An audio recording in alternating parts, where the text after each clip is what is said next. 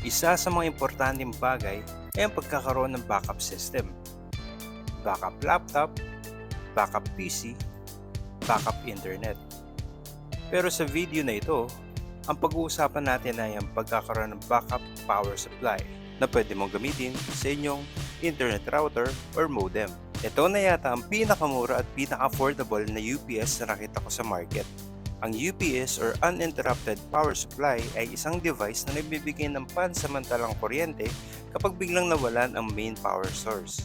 Kaya nito mapanatili ang essential devices gaya ng Wi-Fi routers, security cameras, at modem in a certain period of time. And in this case, I'm going to use it to our internet modem.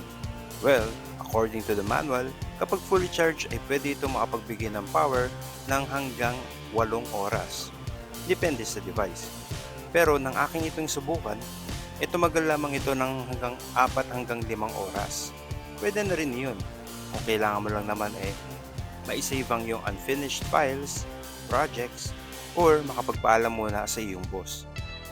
Sa kabuuan, ang UPS na ito ay parang isang tahimik pero maaasahang partner na laging nandiyan kapag kailangan mo. Compact, madaling gamitin, at nagbibigay ng peace of mind. Kung umabot ka sa puntong ito ng video, ay maraming salamat. Kung maaari lamang ay mag-iwan ka ng iyong komento at like na rin ang video. Kung hindi ka pa nakapag-subscribe, subscribe ka na. Hanggang sa ulit, paalam!